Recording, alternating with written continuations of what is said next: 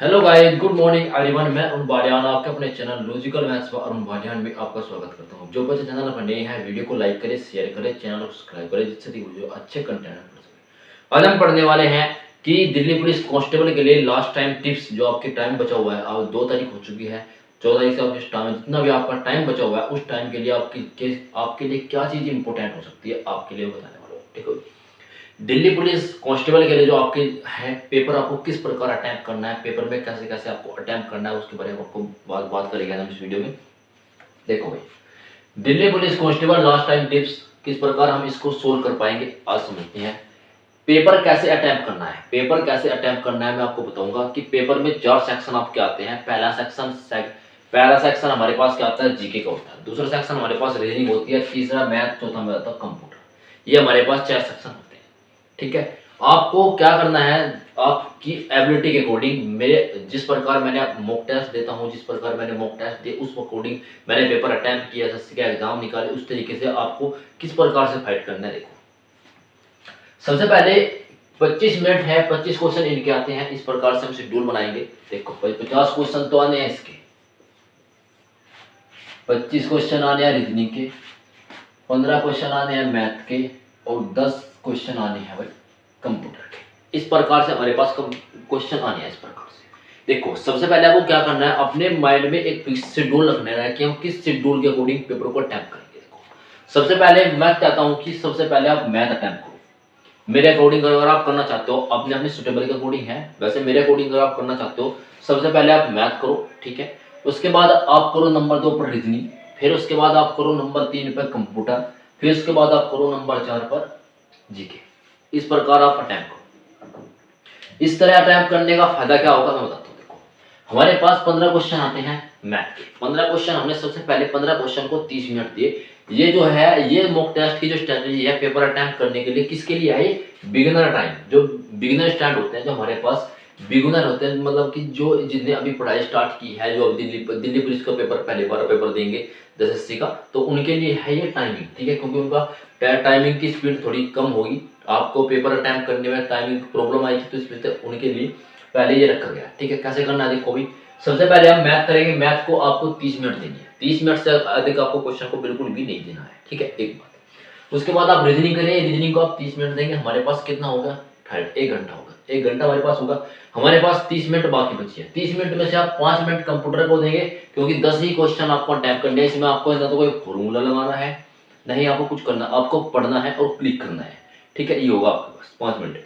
इसके बाद जो हमारे पास बचता है, उसके पास है क्या, हमारे पास बचे जीके। जीके के 50 क्वेश्चन है आपके पास, आप 25 मिनट में आसानी से कर देंगे। बिगिनर के लिए है भाई ये रूल।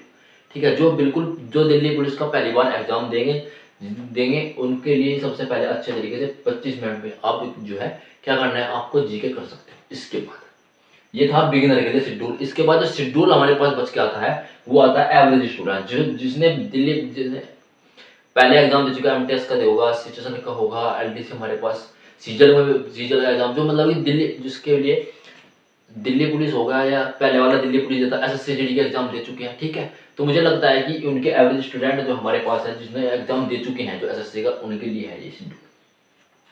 सबसे पहले आपको क्या करना है, मैथ करना। आपको मैथ को देनी है ओनली 20 मिनट। ठीक है भाई, आपको 20 मिनट आपको देनी है। एक बात, 20 मिनट मैथ में आपको ये नहीं रखना है कि मुझे 15 के 15 क्वेश्चन करने हैं। भाई ऐसा कुछ नहीं है, तो कोई फिक्स पैटर्न आपको नहीं रखना है कि 15 मुझे 15 के 15 ही क्वेश्चन करने हैं। ठीक है, 15 क्वेश्चन करने की कोई जरूरत नहीं है। आपसे जितने क्वेश्चन आपको श्योरिटी हो, आपके 100% जितना कॉन्फिडेंस आप कहते हो कि 100% मेरे क्वेश्चन, मान के चलो मैंने 100 क्वेश्चन किए, कितनी 15 क्वेश्चन में, 15 क्वेश्चन में 100% श्योरिटी कितनी है भाई, मैंने 11 क्वेश्चन बिल्कुल 100% श्योरिटी के साथ किए। ठीक है, 4 क्वेश्चन मुझसे बनने हैं, तो मार्क तो क्या करना है आपको, मार्क क्या होता है, एक होता है मार्क रिव्यू। मार्क रिव्यू आपके मॉक टेस्ट में नीचे दिखाएगा, क्या होता है, ब्लू कलर का होता है, नीचे ब्लू कलर में आएगा। जहाँ पे आपके ग्रीन आता है ना, आपने क्वेश्चन अटेम्प्ट किया, सेम नेक्स्ट करा, उसके बाद ग्रीन आता है, तो वहाँ पे ब्लू आएगा, क्या आएगा, ब्लू आएगा, टिक लग जाएगा उसके ऊपर, तो वो कर देना, आगे बढ़ना है। 20 मिनट से ज्यादा आपको मैथ में बिल्कुल भी नहीं देनी है। ठीक है, एक बात। सेकंड बात, हमारे पास आती है रीजनिंग। रीजनिंग को हम क्या देंगे, 25 मिनट। 25 क्वेश्चन 25 मिनट हम देंगे इसको रीजनिंग को। ठीक है भाई, 25 क्वेश्चन हमारे पास है, 25 मिनट हमको देनी है। ज्यादा देर तक एक मिनट से ऊपर किसी क्वेश्चन को टाइमिंग नहीं देना है। 1 मिनट से ऊपर 1 मिनट से ऊपर किसी भी क्वेश्चन को आप टाइम नहीं देंगे। 1 मिनट तक अगर आपका क्वेश्चन 1 मिनट में होता है तो आप करो, अगर नहीं होता तो स्किप कर देते हैं। तो क्या करेंगे, मार्क ऑफ रिव्यू कर देंगे। ठीक है। मार्क ऑफ रिव्यू में मिनिमम से मिनिमम कम से कम 5 से 8 क्वेश्चन ही आपको मार्क ऑफ रिव्यू करने से ज्यादा आप क्वेश्चन अगर करोगे तो आपको भाई प्रॉब्लम हो जाएगी। इसके बाद हमारे तक 5 मिनट कंप्यूटर, क्योंकि कंप्यूटर में आपको क्वेश्चन को पढ़ना है और क्लिक करना है बस। ओनली क्वेश्चन को आप पढ़ोगे और क्वेश्चन को पढ़ने के बाद आप क्लिक करना है, बाकी आपको कुछ नहीं करना है। ठीक है भाई। इसके बाद हम पहुंचे, इसके बाद हम कहाँ पे पहुंचते हैं, इसके बाद हम पहुंचते हैं भैया 20 मिनट में आपको जीके करने हैं। 50 क्वेश्चन जीके के हमारे पास है। जीके के 50 क्वेश्चन हमारे पास दिए गए हैं। 50 क्वेश्चन को आपको 20 मिनट देनी है। वैसे 50 क्वेश्चन आप अगर चाहे तो 10 मिनट में हो सकते हैं। क्यों, आपको क्वेश्चन पढ़ना है, क्लिक करना है, इसके बाद में आपको क्लिक करना है। इसके बाद मैं आपको बताऊं कैसे कैसे हम एलिमिनेट कर सकते हैं या 50 का मेथड लगा सकते हैं। देखो भाई 50 क्वेश्चन है, 20 मिनट में हम बहुत आसानी से कर सकते हैं। हो गया, ये हमारा शेड्यूल बन के तैयार हो चुका है। हमारे पास जो रिमेनिंग टाइम बचता है 20 मिनट और 5 25 30 30 20 50 20 70, हमारे पास क्या 20 मिनट शेष बची। हमारे पास 20 मिनट जो है रिमेनिंग आ गई।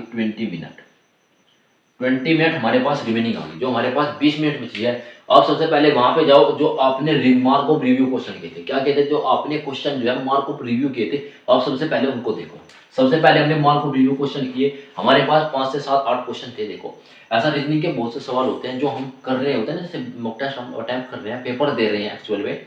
तो हम जैसे पेपर देते हैं तो हमसे क्वेश्चन नहीं बन पाता, और जो हम जैसे दोबारा से रिवीजन करते हैं अपने पेपर का, तो दोबारा से हमारे पास जल्दी से क्वेश्चन रहता है। तो 5 से 8 क्वेश्चन आपने मान लीजिए, इस 8 क्वेश्चन में से 6 क्वेश्चन आपने अटेम्प्ट कर लिए अच्छे तरीके से।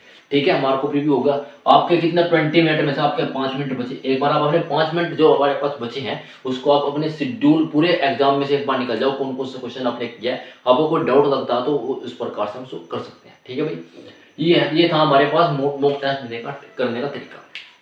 देखो भाई, ठीक है, आप इस शेड्यूल से कर सकते हैं। मैथ रीजनिंग वाला शेड्यूल, आपको जो भी अच्छा शेड्यूल लगे। आप कोई होता है कि मैं रीजनिंग पहले करूंगा सर, मैं इंग्लिश कंप्यूटर पहले करूंगा, मैं जीके पहले करूंगा, मैं रीजनिंग पहले करूँ।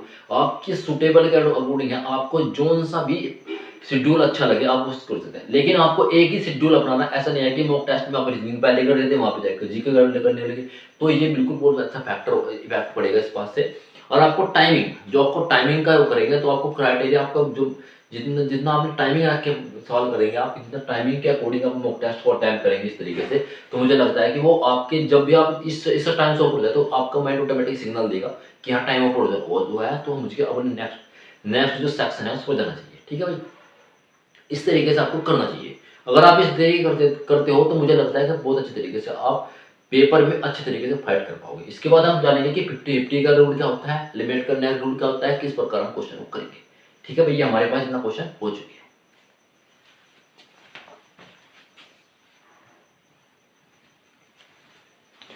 मैंने आपके सामने 5 पॉइंट देखे हैं, जिन पॉइंट को 5 के 5 पॉइंट को आपको एग्जाम में बहुत अच्छी तरीके से ध्यान रखना है। अगर आप इन पॉइंट को ध्यान रखते हैं तो आपका एग्जाम बहुत ही अच्छा होगा भाई। ठीक है, पहला पॉइंट क्या कहता है, देखो भाई पहला पॉइंट जो हमारे पास है वो पहला पॉइंट क्या कहता है, सुनो।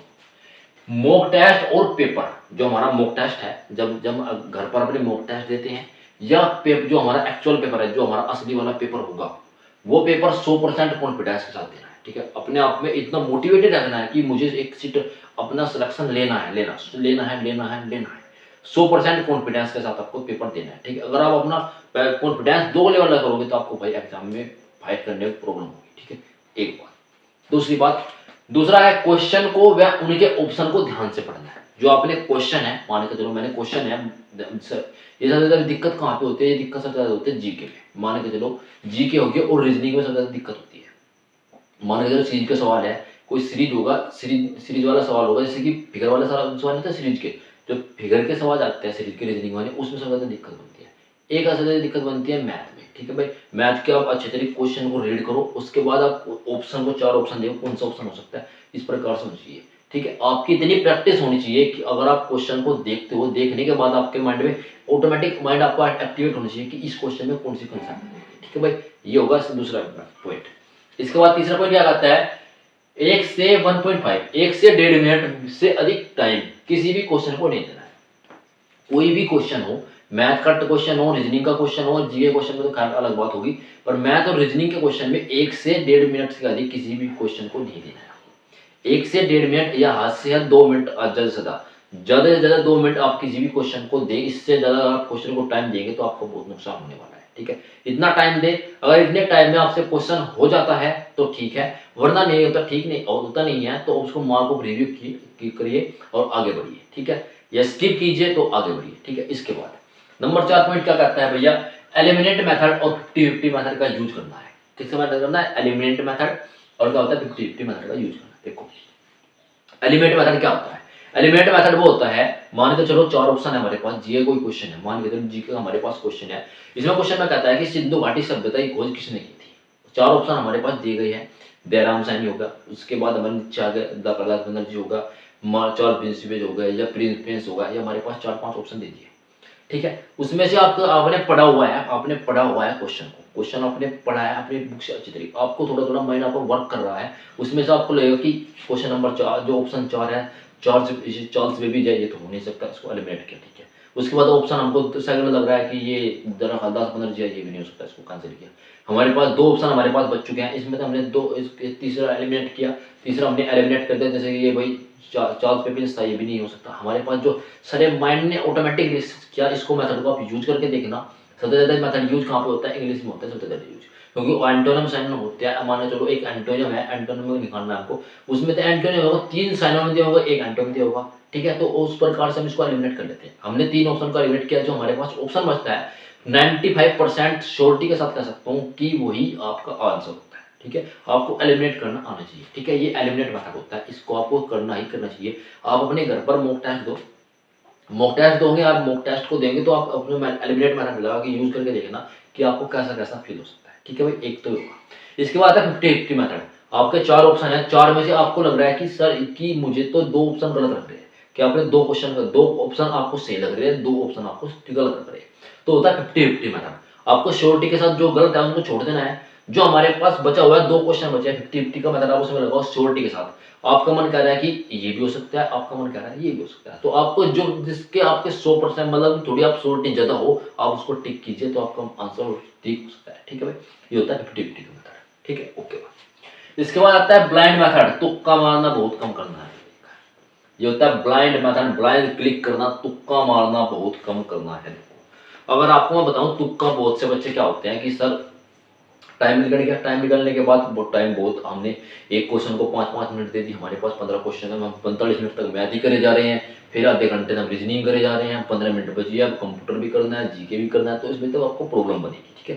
तो इसमें बताऊँ आप मॉक टेस्ट दो भाई, मॉक टेस्ट आपको बहुत जरूरी है, इसके आप करना है, ठीक है। इसके बाद आपको क्या करना है, देखो ब्लाइंड मेथड के लिए आप अपने घर पर मॉक टेस्ट दो, जो आपका टाइम बचता है उसमें आप मेथड को तुक्का मारने का तरीका होता है। जैसे कि हमने 5-4 क्वेश्चन किए, 4 क्वेश्चन में पहले का ए, दूसरे को हमने बी लगाया, तीसरे का सी लगाया, चौथे का डी लगाया, इस प्रकार से ये 4 क्वेश्चन लिए। आप इस तरीके से, आपको तुक्का मारने का मेथड बता रहा हूं मैं, अगर आप इस तरीके से कर सकते हो, इस तरीके करो आप, जो आपको क्वेश्चन बचे उस तरीके करके देखो आप।